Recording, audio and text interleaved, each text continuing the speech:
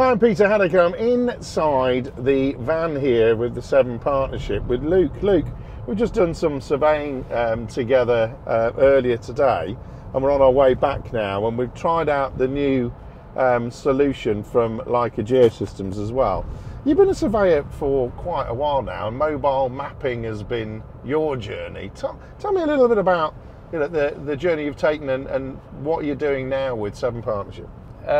So yeah, I started as an assistant surveyor, did that for about a year, worked my way up to a senior surveyor. Yep. Whilst I turned to a senior surveyor, Severn Partnership purchased the Leica Pegasus. Obviously I was intrigued by this, it's new technology, so I got involved with this at an early start.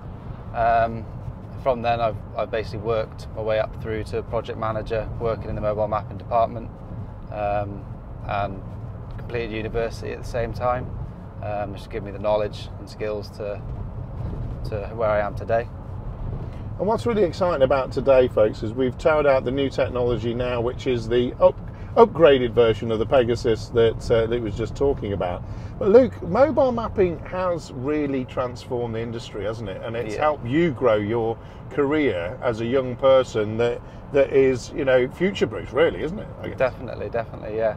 I mean, everybody's working with new technology, new software now, so people who learn at universities and stuff like that. So yeah, it's great, it's good, it's exciting, and younger people are working with it, which is better.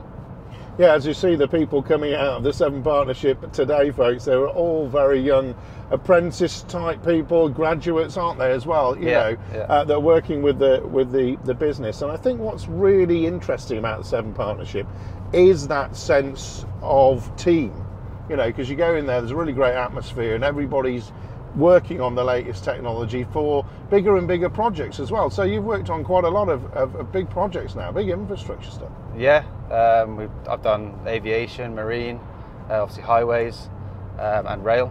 Done a lot of overseas work in Europe. I think one I really liked was a 10-day trip across Europe, starting in Paris, went to Berlin, and then ended up down in Valencia, and then came back across. So yeah, it just goes to show that the mobile mapping can kind of take you anywhere. Well, because the nature is you're mobile and exactly, you're actually on the roads, on the trains and things like that. But when we look at the latest technology like we've looked at today, what is the difference and how can that help you do your job even more? I think when I started, we were sort of in the crossover point, so it was always groups of 3 or 4 surveyors on site, weeks on end, picking up the data traditionally, whereas this technology, it's 2 people in the vehicle, and they can collect 10 kilometres of data within a day, as opposed to if you're doing traditionally, you'd have multiple people on site for weeks on end. And it's a bit different then as well, because what you're seeing is the fact that you are in a vehicle, and you're a lot safer in a vehicle than you are even with a closed road or something like that, aren't you? Definitely, yeah. When you're out on the streets. Definitely. And it's decidedly warmer in here as well, folks. So the actual comfort that delivers is important as well, isn't it? I mean, yeah, exactly. You go out in all weathers, really. So that's a massive benefit. But also the need for traffic management is quite high at the moment. Right. Whereas this method reduces that. It can remove it. So we're not waiting weeks on end to get out within the traffic management section to complete the work. We can just essentially go whenever we want, drive at public speed. So yeah. And that's the nature of it, is that we're not having to drive at 5 miles an hour and causing great big traffic jams, because that wouldn't be a sustainable approach, would it? We're travelling at the normal speed, capturing data on our final trip back right now. And the next part is obviously, you've grown with the business and now you're actually managing projects. So you've got a team of people that you support and can do the surveying now. But what is really important is how you take data and make it into useful information at the end of the day. So tell me about what you're doing with this data and how it is impacting your clients in a positive way. Okay, so obviously the final output is a point cloud, Yep. And images. But from that, you can generate all your CAD files. You can generate true views, which is a combination of images, all geo-referenced.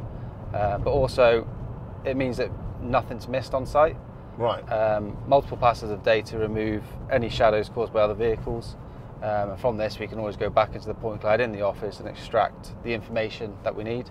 And if anything's missing, or if the client comes back at a later date and asks us if we've got this, then we can go back into the point cloud and get the information that they need. So you're extracting data just on an ongoing basis for people, then, in that essentially, yeah, context. And when it comes to things like monitoring of, you know, specific sites and things, I mean, we're probably talking more, you know, in higher end things like rail sector for monitoring slight movements or anything like that. How does this come into play? Because obviously you can attach the Pegasus that's attached to the top of your vehicle right now to other moving things. So from a rail perspective, I take it there's a setup for this unit that goes on to travel down the lines. Yeah, so there's two ways. There's a vehicle called the Aquarius where Pegasus can be mounted onto it essentially the same way it's mounted onto this vehicle, and that has a setup which can then drive on the rails. Yep. And from that you can, if you did want to do monitoring, you could do an initial pass of data, get your results, and then you can do return visits within, I mean, if you're dependent on if it's a tunnel, for example. Yep. 2 passes in one shift is adequate, and then you can go back and compare the results, and you can keep doing that for as long as you need to monitor the movement, the cracks, or whatever it is. And I think all of that element there, monitoring, helps us capture things, folks, at an early stage, and that is critical. They always say stitch in time saves 9, but you know, the work you're doing is actually saving the roads, the rails, the projects that you're monitoring and doing. It's saving a lot of time, but it's also saving a lot of cost when you capture things to that point cloud detail, isn't it? Definitely, yeah. If you can imagine 2 people going out for one shift to capture 10 kilometres of road, as opposed to a team of 3 for, say, a month. Yep. The cost difference is massive, and it's hard not to ignore it.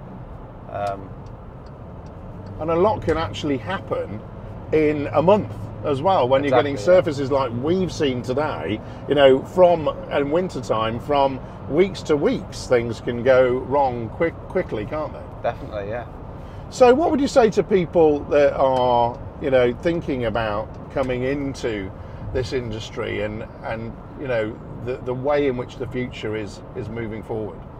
I think it's exciting. The technology is always improving, the software is always improving. It's good to have all the traditional knowledge, because that's embedded in all of the software, all the equipment somewhere. But it's the way that the future is going to be. It's all going to be point cloud.